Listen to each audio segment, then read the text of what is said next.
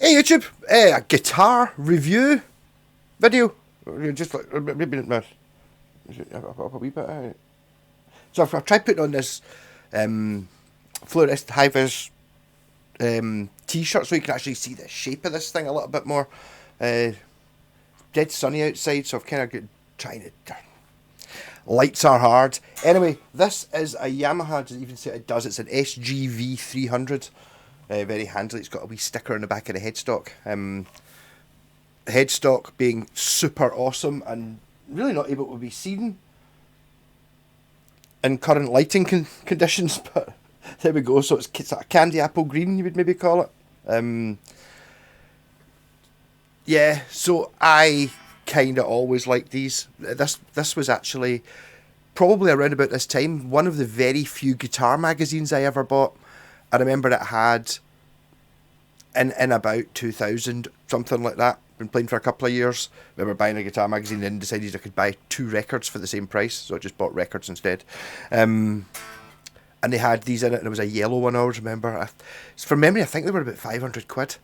And I just thought that's the most amazing looking guitar. I'll maybe get one of them second hand, and I just couldn't find them anywhere. They were obviously just an obscure thing.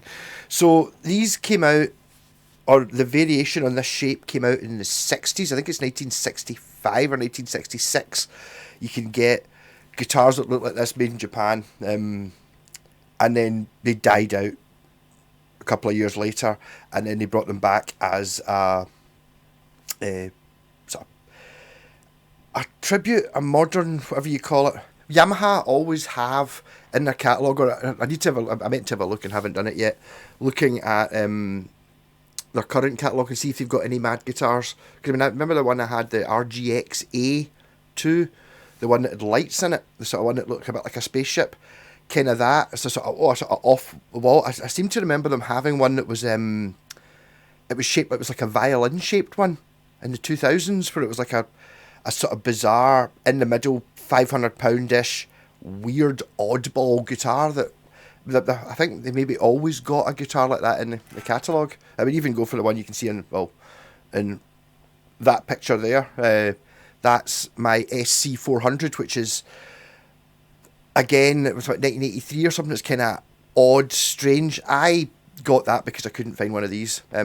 It's not the same shape. I'll need to do a comparison of the two. I need to give this guitar back. I've been putting off playing it because I want it. As soon as I saw it in flesh, it's like, it's much smaller than what you would think. And I've got that one, which is not, it's not the same thing. So we've got, I assume this is Fender scale. The neck kind of gets fatter. Oh, there you go, I was wrong. It's Gibson scale. It was 24 3/4 inch scale. And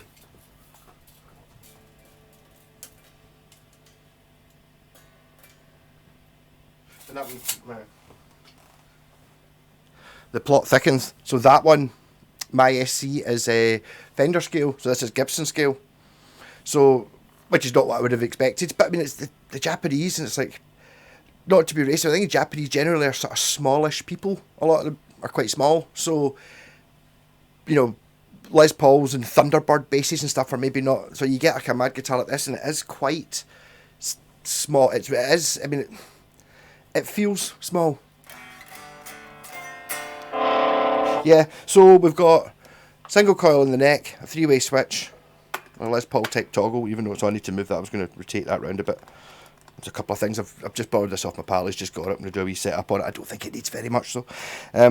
So these are it's two single coil pickups, but they're both wired together. And this one here is a blend pot. So in the middle you get both of these, and then if you put it to the back you get the bridge one.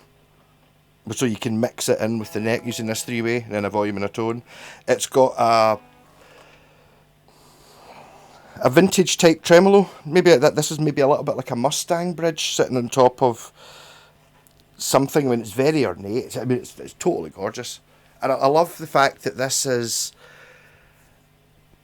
It's it's from the 2000s, but which probably means it's got relatively easy to replace pots with the same value than normal tuners and stuff. But the actual concept of it, like the original ones, was a 60s Japan thing.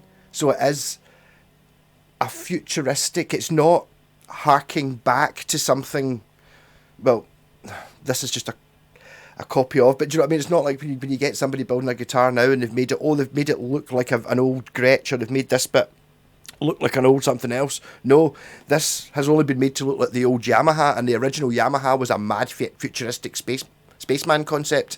But a little bit like the Kraken, when you're playing it, there is nothing odd about the shape.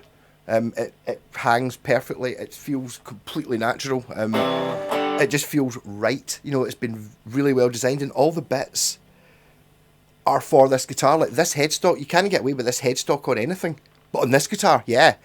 This big pointy bit shouldn't really be there. In fact, it doesn't have a top, so it's kind of like an Explorer. It's a bit wobbly, but look at the scratch plate. It's got all these French curves in it. And they just look right. It doesn't look like it's been built by a committee. It looks like it's been built by someone who's trying to build the world's best guitar, but we'll build it here in Japan. Because, I mean, the original ones of these are, I think they might be the sort of first, you know, I'm mad into my 70s, 80s Japanese guitars, but I think Yamaha might have been the first to make really good guitars, and it was the original run of these. I don't think they were called the SGVs. I think they were called, this was an SGV300. I think the original one was maybe just an SGV3 with the 3 pickups, and there was an SGV2. There's a bass version in the 60s. I think they actually made the same model, but replaced it with a much more normal looking guitar. Like, it wasn't, I would call this reverse bodied, just because the bottom bit sticks out. But it's amazing how well it plays. What does it sound like? I don't actually know. This switch is wobbly, which is one of the things my pal says. I fix that wobbly switch, so I'll just have to suffer the wobbly switch until I fix it. So neck pickup.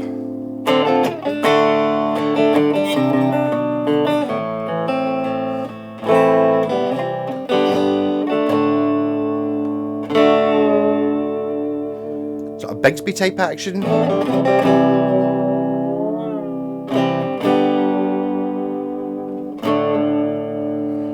Bridge pickup at its bridgemost.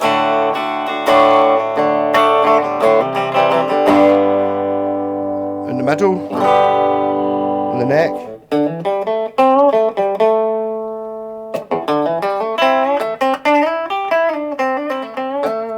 Obviously, in the middle position on this switch, you get this one and a mixture of these. So, which, to be honest, is giving you an adjustable bit at the bit where I would want an adjustable bit. I might be stealing this idea for a guitar. Pretty easy to do.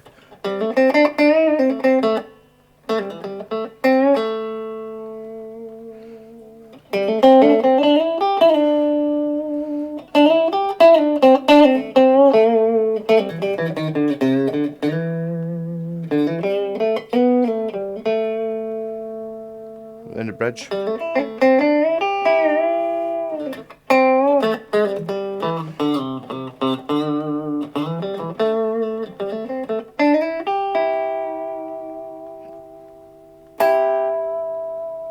In the middle.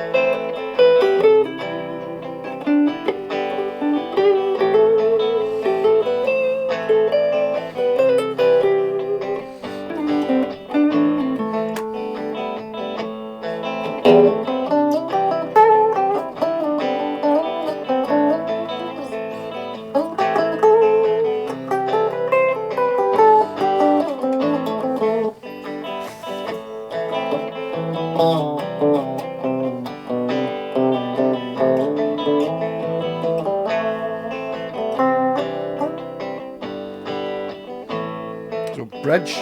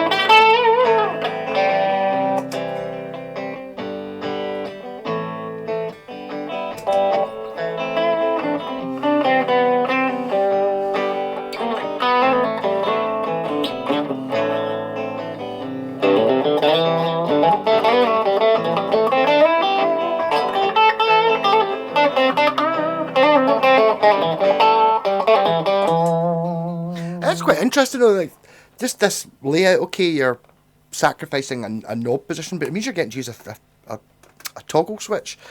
And thinking about it, you can actually get, it's like it's got its own built-in Gilmore switch. Okay, it's a little bit more convoluted to use, but like on a Strat, so you get neck pickup on its own, and then the next position would be middle. So if you dial that, so it's this one, then you get these two on their own, and then the next one would be middle on its own. So if you go to middle, there you go. There's middle positions, just that one. And then if you want position 2, you put that in the middle, which gives you both of these together. And then all the way down back gives you this one. So there's all your 5 sounds, but in addition, you've also got all 3 on and outside coils on. But there you go. It does all the Gilmore sounds. You just need a centre indent. Or maybe have a wee look inside this, just out of nose to see what value this bot's, and maybe get some of them. Cause I quite like the idea, because you've always end up with an extra tone control on a Strat. You don't need 2 tone controls, so you can have one of them instead, which would give you interesting. In fact, there's one there. So just out of interest, do the magnet test. That one, not that one. That one. So yeah, you don't have it's not hum cancelling in the Gilmore position, but that's fine.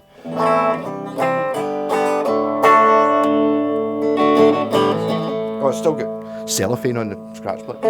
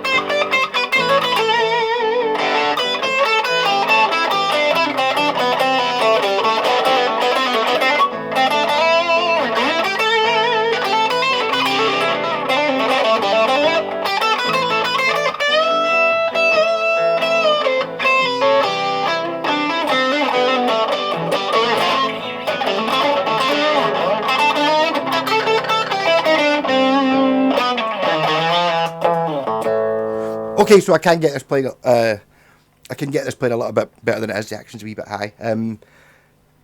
But I doubt this has ever been touched. It's got a few dents on it, but no wear.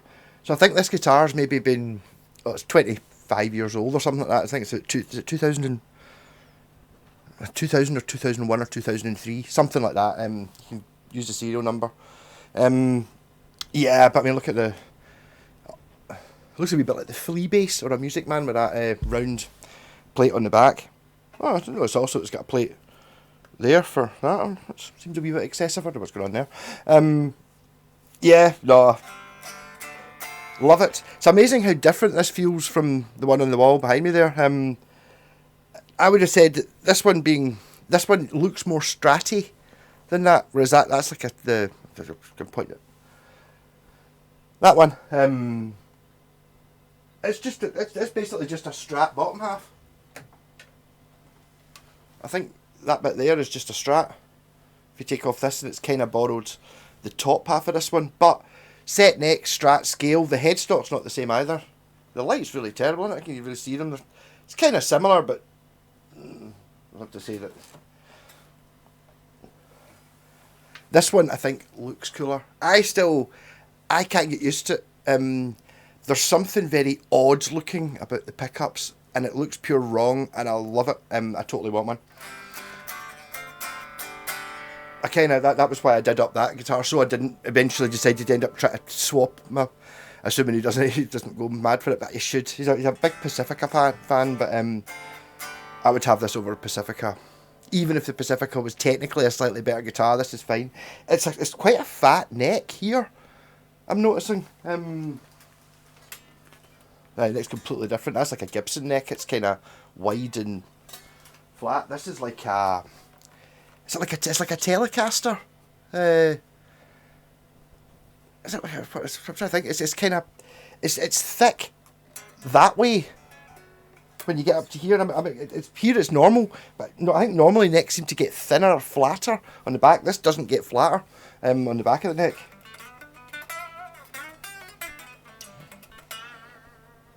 But I mean, I think I love this in its design. I don't actually like the knobs, but they do kind of suit the guitar. But I don't. Apart from the knobs, everything else, I love the everything just looks brilliant. It's all functional and all that as well, and it plays fantastic. It's got a wee bit of a. It kind of sucks into you a wee bit, and you're kind of over the top of it when you're playing. A little bit the Kraken does that as well, but this one doesn't.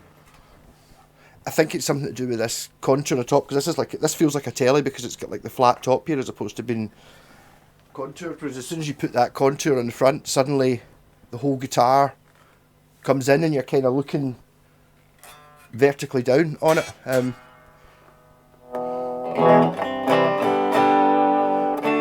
If I take it, it's not adjustable. I would want the tremolo arm to be sitting there, but I think it's just a getting used to it thing. It must be. I think that's maybe where it sits on the wee red Roadster or something like that. There's certain angles. It's just for me.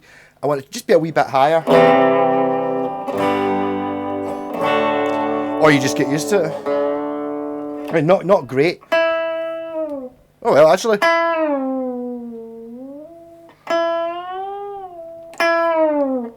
It does actually go pretty low.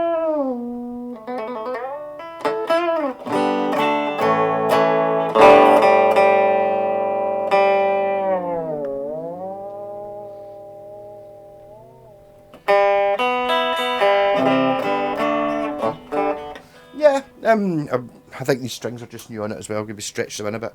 Yeah, so a Yamaha oddity. I don't see what's not to love about this.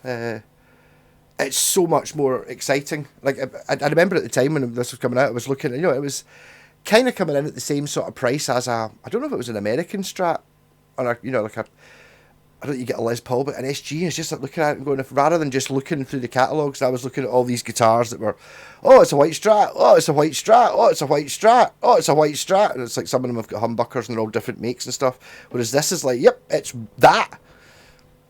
There's nothing like it, and I'm all for oddball shapes when, again, it's got that thing which the original BC Rich shapes have for me, where it looks right. Somehow, it's not symmetrical, and whether it physically balances or not is by the way, but it looks balanced, it looks correct, and there's something about it, holistically, ergonomically pleasing, satisfactory. I love the headstock. Headstock's better than the one on that. I thought it was the same headstock, but it's not. So that was when I saw Doctor Who play, it was Peter Capaldi came out, and it was a doctor had gone missing in Roman era Earth or something, and they had to go and find him, and they went and found him, and he was playing, they were in a gladiator arena thing, and he came out on top of a tank playing one of these, a black one, playing Pretty Women on it, like in 2,000 years ago. So after that I was like, yeah, that's one of those Yamahas. I remember seeing one in the magazine. I want one of them, and I found this one, which is not one of these, but you can see. In fact, I think is there not a guitar Yamaha do that's be another one in the oddball that's kind of a cross between this and a Rev Star? Is there not a Rev Star that's kind of this shape? Do you know what I mean? A bit wider and with a binding on it. There's a lot of oddball Yamaha guitars, and they're always. I wouldn't argue that any of them are not. They'll all be fantastic guitars. Actually, my pal David had one of these before. The AEX is the one I've got, the black one. What was the one? It was like a super Les Paul, but it was like pure futuristic. It was a sort of matte blue sparkle finish, and it had cool extended tuners, and I think it actually had these knobs and funny wiring, all that. And it was an amazing guitar. I just didn't like it. It didn't look right. Whereas this one, yes, it does. It plays and feels totally right and fantastic. But see, even if it was a little bit awkward and a bit neck heavy and all that stuff, I would still love it because of what it looks like. So hopefully this will incite me to use my one an awful lot, or my SC an awful lot more. I've always been a bit scared of that because it doesn't have humbuckers in it. Whereas this, although it doesn't, for some reason doesn't feel, because they're both together and the one cover, you're like, no, it's cool, we can do anything in this. I think it's fantastic. I would have this over. It's a better Jazzmaster or Jaguar or Atomic or whatever the other ones are called than any of them. It looks cooler than any of the offset vendors, but it looks like one. It's like the one that was too cool for them to make. Yeah, I will probably be drawing round this. I want a bass one. I can't afford one. If you can ever find one, I think they're thousands of pounds. They're well worth it. If anyone ever seen what's the, if you could have any guitar, blah blah blah, vintage, it was always said the 60, like a 60s SG special with a P90 in it. No, one of these or the Flying Banana. If you don't know what the Flying Banana is, just type in Yamaha Flying Banana and you'll see it. It's the sister model to the SG. Was this an SG3? I think it's just an SG4 or an SG1 or something like that. But it's just like, it's called the Flying Banana. If you've got a Flying Banana, I'll swap it for anything. Rock on!